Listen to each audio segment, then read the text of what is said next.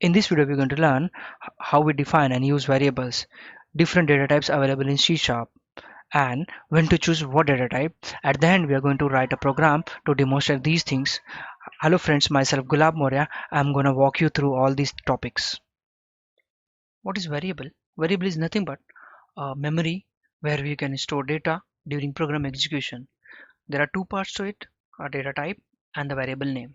Data type is a type of data that you want to hold and the name of the variable.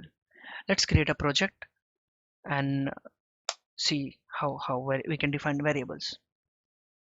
I'm choosing console app.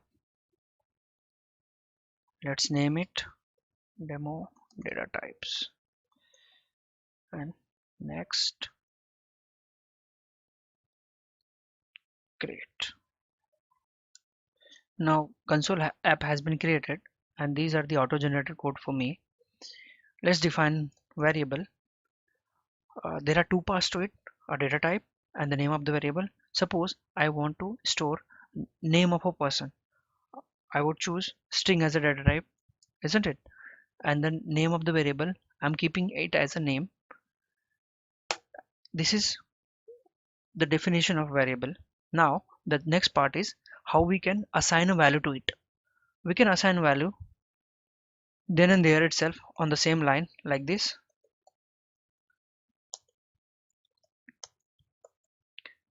or we can assign a value in later part of the program like this. Of course, removing this for now.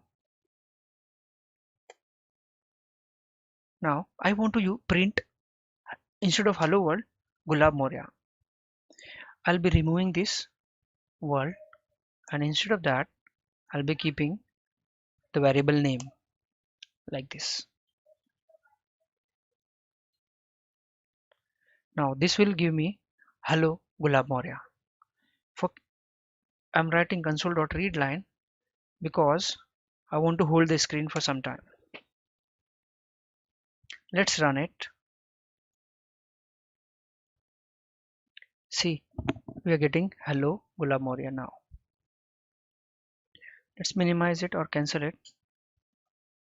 We need to keep one thing in mind. We must declare, we must assign value to the variable name before we can use it. Suppose I have not assigned any value to this name, and if I run this program, what will happen? This will give me error. See, we can see error here also. Use of unassigned local variable name. This is compile time error. Hence, we must assign value to it before using it. But as I said, these things for now I have demonstrated like this. But in real world, this data is coming from some other method or some DB. The next is how we can define multiple variables of the same type in a same line. Like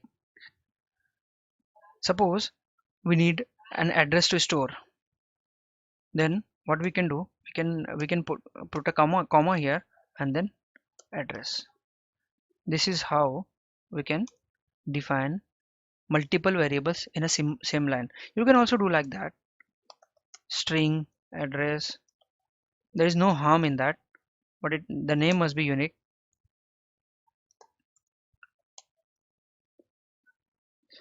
The next is naming convention. You can start with the alphabets. It can contain numbers. You can start the variable names with underscore, but by convention it should be camel cased. Camel case means each word of the variable name must be capitalized except for the first word. Suppose I want to store instead of name, I want to store a company name, or let's define a variable company name. Then the first word must be small and the company name, and the next word will be the capital one, like the name must be in capital and the C must be in small. Now let's jump into different data types that C# provides. C# provides various built-in data types depending on the data. Major classification of data types are: first we have numeric. Then we have Boolean, we have character, we have string, we have object. Now, numeric will always contain numeric data in it, whether it is real number, whether it is whole number. Numeric, we will use numeric. Depending on the scenario we are in, we will be using int, long, byte, or float, or decimal, any of them. And next is Boolean. Boolean is something is used when certain, suppose you want to write something when certain conditions are met, then you can use Boolean. Character, as name suggests, it only store a single character in it. String, again, it has, it will store series of characters. For example, I have stored here employee name. And the next one is object. An object is something that acts as a base class for all the data types. And suppose what does this mean? Suppose I have assigned string to object. Now my object will become a string. If I assign integer to object, my object will become integer. Numeric data types are majorly classified into two: integer and floating types. Integer means whole number, and floating type means numbers with decimal place in it. Integer types are classified majorly into four: byte, short, int, and long. All these four will store whole number in it. Depending on the size of data, nature of data, we'll be picking any of them. And when it comes to floating types, we have float, double, decimal. Again, depending on the size of data or depending on the nature, we will be selecting any of them. Suppose I want to store financial data. Always go with decimal because decimal gives me accurate result. Double, whereas double, I can use double, but accuracy is not guaranteed. Doubles are used for scientific data. And here you are seeing SU, uint, ulong. S means signed and U means unsigned. What is unsigned and unsigned? Signed means it can take both positive and negative number, whereas unsigned takes only positive numbers. Here integer, long, these will take positive plus negative number, but whereas uint, ulong are positive numbers. Whenever you are sure that number will be positive, then you can use ulong or uint. Otherwise you just use int and long, your purpose will be solved. Now this is the numeric types, the range that I wanted to show you. We don't need to remember all these things, we just need to remember the kind of data that we will be handling. Like if the data is very small, then we can use byte or short. If data is medium size, then we can use integer. And if the data is large, then we can go for long. Same applies to the fraction one also, like double, or we can use double or decimal. Just remember, uh, whenever we need to record a financial data, we must use decimal, or else we can use double.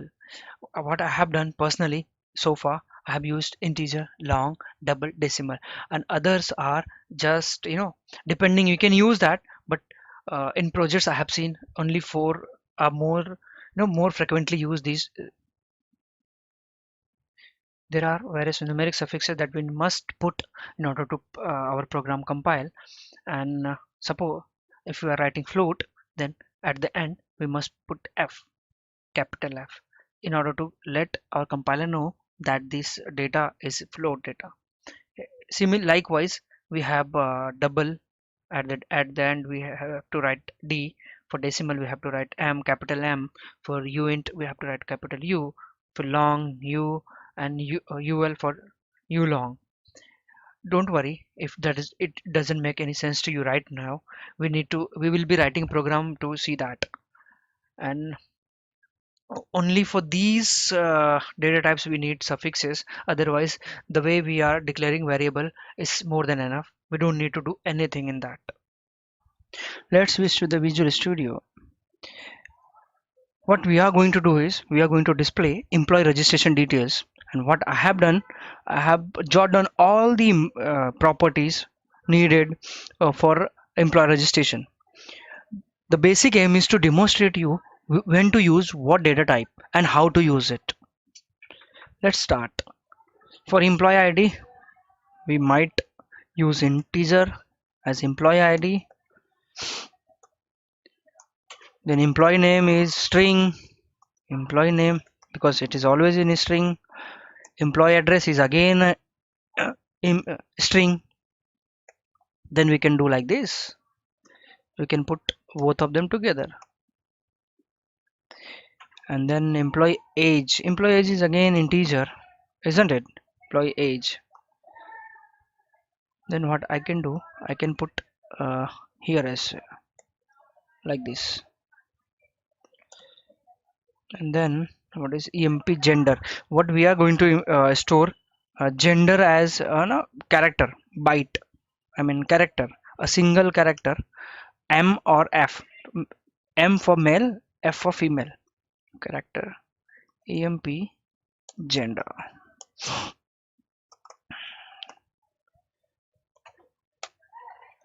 Then is permanent is to indicate whether the employee is permanent or is on contract. This will be basically Boolean. Then what next? Salary. Any guess what salary, which data type it should take?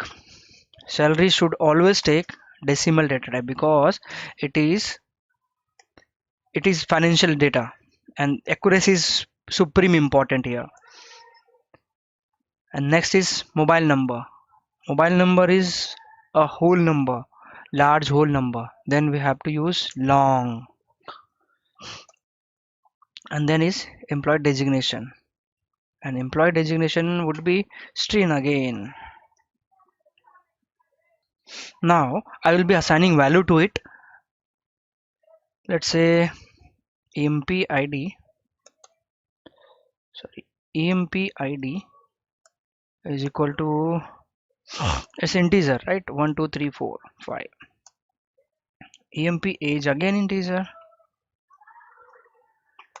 It will be suppose 32. Now that is emp name, that is again a string. Emp name, we just need to assign a name like this. Moria. Now emp address is again a string which we need to assign a value to. For now I'm keeping it as India. And then the emp gender is what I'm doing, I'm just assigning value to these variables that I have defined so far. Emp gender is again character. Just remember, for character we have to give a single inverted comma, not double as we have seen previously for the string. Character will be male. Now next is emp salary is permanent.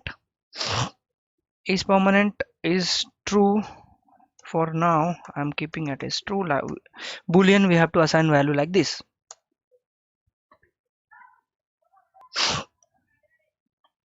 Then mobile number, employee mobile number will be anything like it is long 97 something something. This is not a correct mobile number, but I am just giving it for demonstration purpose. After that, employee designation. As earlier I said, we will be deciding employee designation depending on the uh, whether the employee is permanent or not.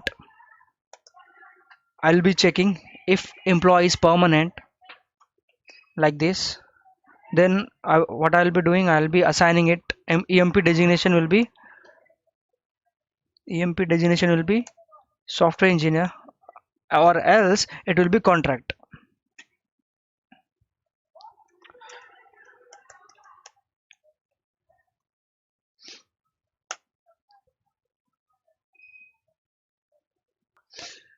Now else what I'm going to do, I'm going to assign it as a contractor.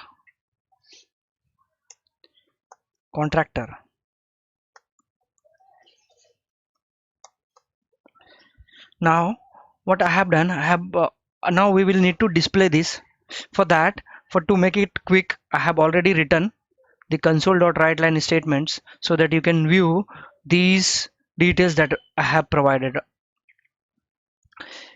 Okay, now now let's run it. These are where I'm getting error.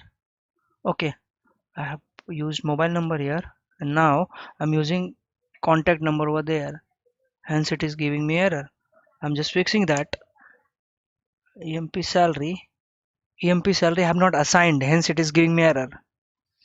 Use of unassigned local variable. See, if you don't assign a value to variable, then it will give you error like this. Now I'll be assigning value to this emp salary.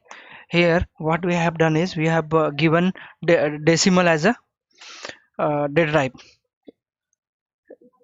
If you do like this, give you whole number, it won't give you any error, it will take as it is. But if you give it in fraction, then you have to tell them the suffix. You have to provide the suffix, which is for decimal it is m. Now it has gone. Until unless you provide suffix, the program won't compile. Now I'll be building this. Let's see what comes on the screen. There you go. See, whatever our details I have given, we have displayed these. See, the employee designation is software engineer because the is permanent flag is true. If it is false, then it will give me the contract one. So designation as a contractor. Now we are going to close this and try one more thing, that is object data type. Object data type is base type for others, and whenever I write for testing purpose, I will be writing object on in employee designation, because whatever I will assign, whatever value I will assign, depending on that, this employee designation will like this object will behave like that. I'm assigning string to it right now, hence it will behave me like string. If I assign a integer, then it will behave like integer. Suppose I have given object to mobile number also, then also it will work. Let's see, run it. There you go. See here, mobile number has come, uh, and the designation also has come. It means whatever we are assigning in terms of object, it takes that data and treat that variable as that type. That's it for the day. Thank you for listening.